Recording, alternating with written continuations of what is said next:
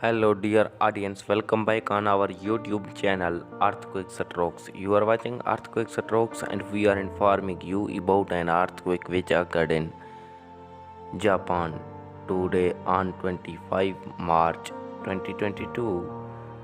Friday, an earthquake hits Japan. United States Geological Survey reported that its magnitude was 5.2.